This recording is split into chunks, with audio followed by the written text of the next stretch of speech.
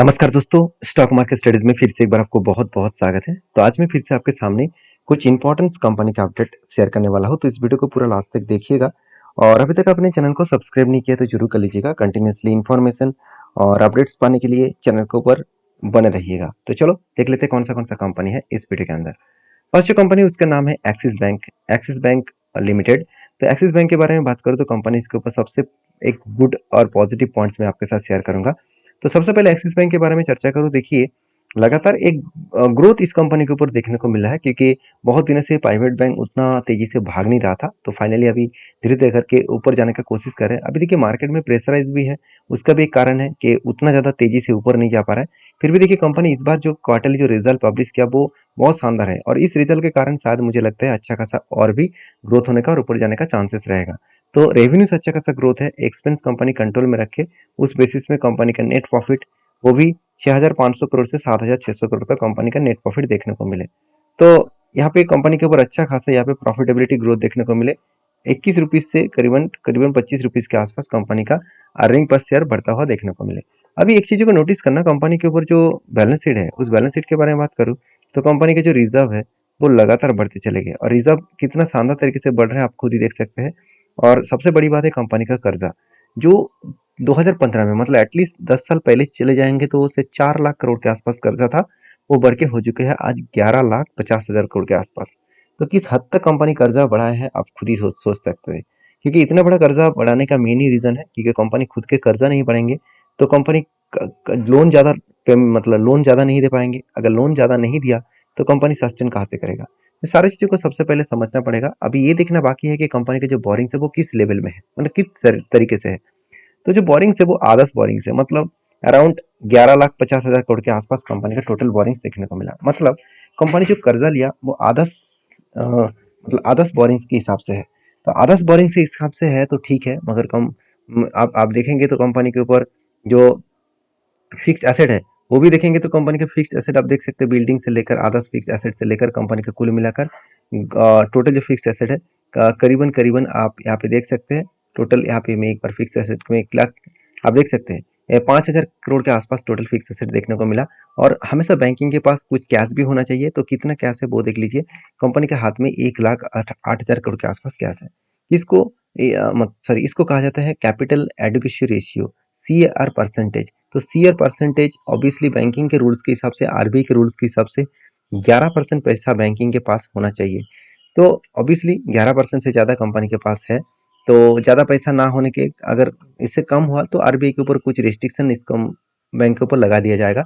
तो सिचुएशन को समझते हुए मैं जरूर कहूँगा कंपनी ठीक ठाक परफॉर्मेंस कर रहा है और इन्वेस्टर भी इस कंपनी के ऊपर ट्रस्ट बिल्ड कर चुके हैं। प्रोमोटर के पास होल्डिंग तो कम है, ऑब्वियसली बैंकिंग के रूल्स के हिसाब से प्रोमोटर के पास ज़्यादा होल्डिंग्स नहीं होना चाहिए। तो FSDS के पास अच्छा खासा होल्डिंग्स यहाँ पे देखने को मिला है। बाकी इस कंपनी के जो टेक्निकली चार्ट है उसको दिखाने से पहले मैं कुछ अपडेट में आपके साथ शेयर करूंगा। देखिए इसके ऊपर बाई का रिकमेंडेशन किया गया है। ऑब्वियसली इसका बाई का रिकमेंडेशन मैं पहले भी आपको डिस्कशन कर चुका हूँ। KR चौकसी जो इस बैंक के टारगेट रखा है करीबन 1345 रुपीज के आसपास, तो एक अच्छा खासा एक टारगेट इस कंपनी के ऊपर रखा गया है 1345 के आसपास। और बेसिकली कंपनी के ऊपर जो टेक्निकली चार्ट पैटर्न बना वो कुछ इस तरीके से बनता हुआ देखने को मिले।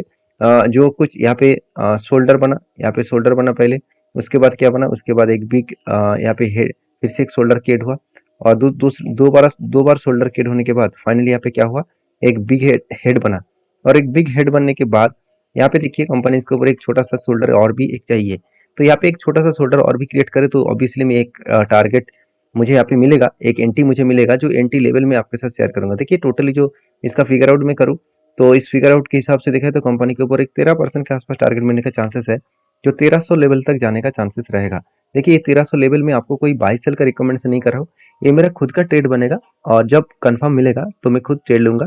और मैं आपको इसीलिए इस सारे पॉइंट्स इसीलिए शेयर कर रहा हूँ क्योंकि आपको पता चले कि किस पैटर्न्स के बेसिस में कुछ मतलब स्विंग बेसिस में खुद लेता हूँ, किस पैटर्न के बेसिस में मैं काम करता हूँ, उसको आप सीख कर उसको आप प्रैक्टिसिंग करके आप खुद ही सीख सकते हैं सारी चीज़ों को। और देखिए जो जो टारगेट यहाँ पे रखा गया है 1345 के आसपास, तो मुझे लगता है मेरा जो टारगेट है वो उस टारगेट से भी ऊपर है, तो चांसेस हायर लेवल रहेगा उस लेवल तक टारगेट जाने का। तो बाकी अभी होगा कि नहीं होगा वो तो बाद में पता चलेगा। तो फिलहाल के इस कंपनी के ऊपर आपकी क्या राय है जरूर कमेंट्स करके बताना। नेक्स्ट जो कंपनी उसका ना कंप्यूटर एज मैनेजमेंट सर्विसेज। देखिए फाइनली इस कंपनी का रिजल्ट आज के दिन मतलब आने वाला है। तो मैं वीडियो पहले ही बना चुका हूँ ऑब्वियसली रिजल्ट आने से पहले। तो उससे पहले मैं एक अपडेट मैं आपके साथ शेयर करूंगा कंपनी किस तरीके से रिजल्ट पब्लिश करेंगे। देखिए बेसिकली कंपनी की जो सेल्स है इस पर थोड़ा सा सेल्स ज़्यादा देखने को मिला। एक्सपेंस मिटाने के बाद कंपनी का नेट प्रॉफिट 275 से 312 करोड़ के आसपास देखने को मिला। मतलब बेस्ट तरीके से एक नेट प्रॉफिट ग्रोथ यहाँ पे देखने को मिले है। और उसी तरीके से अगर देखा जाए तो कंपनी का जो अर्निंग पर शेयर है वो भी देखेंगे तो कंपनी का 56 से लेकर 63 करोड़ के आसपास कंपनी का अर्निंग पर शेयर देखने को मिला है। और बेसिकली कंपनी के ऊपर जो कंपाउंड सेल्स ग्रोथ है, कंपनी का जो प्रॉफिट ग्रोथ है, कंपनी का जो रिटर्न ऑफ इक्विटी है और परसेंटेज ऑफ रिटर्न है, सब कुछ आपको बेस्ट तरीके से देखने को मिलेगा, एक बेस्ट लेवल में देखने को मिलेगा। और एज ए इन्वेस्टर प्रोमोटर से लेकर एफएसडीएस पब्लिक हर किसी के पास इन्वेस्टमेंट है।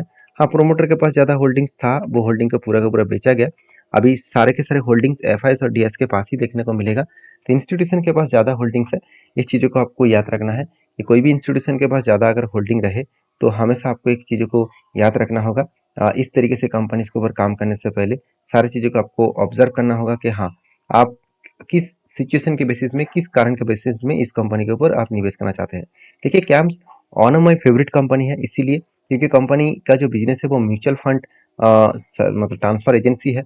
और इस कारण की वजह से मैं इस कंपनी के ऊपर बुलिश हूँ, क्योंकि कंपनी के अराउंड 70% मोनोपोली बिजनेस इसी के ऊपर है। क्योंकि मार्केट से 70% लेकर अकेला चल रहा है, तो एक पॉजिटिवली थिंकिंग इस कंपनी के ऊपर रहेंगे। और इसीलिए शायद मैं इस कंपनी के ऊपर एक ट्रेड मुझे मिला था, वो ट्रेड को मैं कंटिन्यू करूंगा। और वो ट्रेड कुछ इस तरीके से मिला, पहले देखिए शोल्डर केड हुआ, उसके बाद एक बिग हेड, उसके बाद एक शोल्डर केड हुआ। इसको कहा जाता है reversal head and shoulder pattern. तो reversal head and shoulder pattern से यहाँ पे बना है।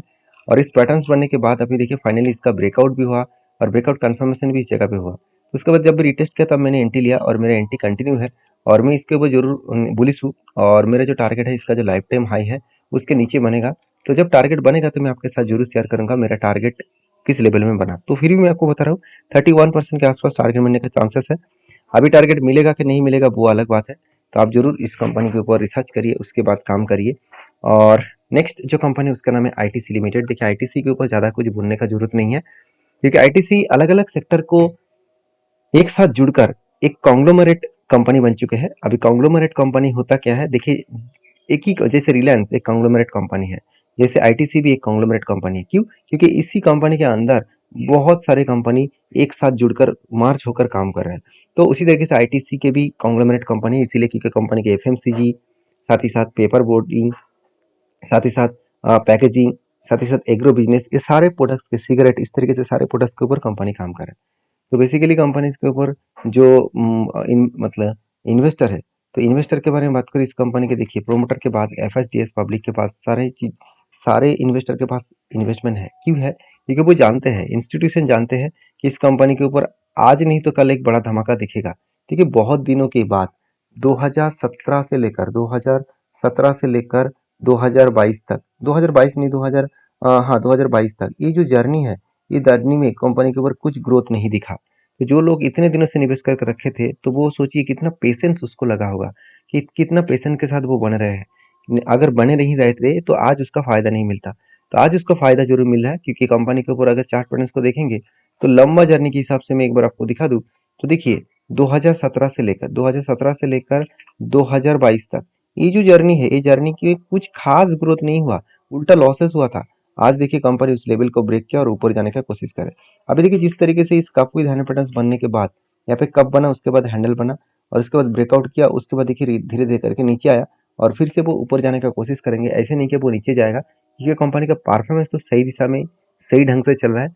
तो कंपनी आगे बढ़ने के लिए हाईली पोटेंशियल रखते हैं। बाकी मेरा जो टारगेट है वो 62% के आसपास टारगेट लेकर मैं चल रहा हूँ। बाकी आपके क्या ओपिनियन है जरूर मुझे कमेंट्स करके बताना।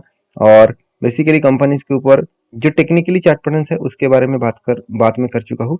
अभी इस कंपनी के ऊपर आपके क्या ओपिनियन है जरूर मुझे कमेंट्स करके बताना। और हाँ, आईटीसी ने इस बार भी जो रिजल्ट पब्लिश करने जा रहे हैं वो भी मुझे लगता है थोड़ा सा पॉजिटिव और नेगेटिव लेकर चलेंगे, क्योंकि कंपनी का नेट प्रॉफिट थोड़ा सा पॉजिटिव है, उतना ज़्यादा खास ग्रोथ नहीं है। क्योंकि एफएमसी सेक्टर में हर किसी सेक्टर को देखेंगे, हर कंपनी को देखेंगे, चाहे वो हिंदुस्तान यूनिलीवर हो, चाहे वो और भी कुछ कंपनीज हो, सारे कंपनी के ऊपर एक थोड़ा सा प्रेशराइज बनता हुआ देखने को मिला है। तो आपकी क्या राय है आईटीसी के ऊपर जरूर कमेंट्स करके बताना। आप किस तरीके से टारगेट लेकर चल रहे हैं, कहाँ पे आपका एंट्री है वो भी मुझे मेरे साथ शेयर कर सकते हैं। तो नेक्स्ट जो कंपनी उसका नाम है कनारा बैंक। देखिए कनारा बैंक कोई छोटा मोटा कंपनी नहीं है, एक बड़ा बैंक बन चुके हैं। 1 लाख करोड़ के मार्केट कैप है और एक पीएसयू कंपनी है। तो बेसिकली इस कंपनी के जो ग्रोथ है, अगर देखेंगे तो कंपनी के जो क्वार्टरली रिजल्ट का ग्रोथ है वो अलग लेवल का ग्रोथ देखने को मिला। और क्वार्टरली कंपनी इस बार भी हाईएस्ट प्रॉफिट जनरेट किया, अच्छा खासा प्रॉफिट भी किया। और साथ ही साथ कंपनी खुद की एनपीए को जो 3-3.5% का आसपास था वो घट के 1.27% के आसपास देखने को मिला। शायद इसी कारण के वजह से मैनेजमेंट ने एक बहुत बड़ा डिसीजन लिया, वो है स्प्लिट देने का। कंपनी के जो 10 का फेस वैल्यू था वो अभी 2 बनने वाले, मतलब हर एक के बदले आपको कंपनी 5 शेयर देने वाले हैं। और इसका जो टोटल डेट है वो डेट जो मेंशन किया गया 15 तारीख को आपको इस तरीके से स्प्लिट मिलेगा। तो जो लोग इस कंपनी के ऊपर काम करना चाहते हैं एक बार रिसर्च करिए, उसके बाद काम करिए। वीडियो में जानकारी अच्छा मिले तो प्लीज लाइक करिए। मिलते हैं नेक्स्ट वीडियो में, तब तक के लिए धन्यवाद।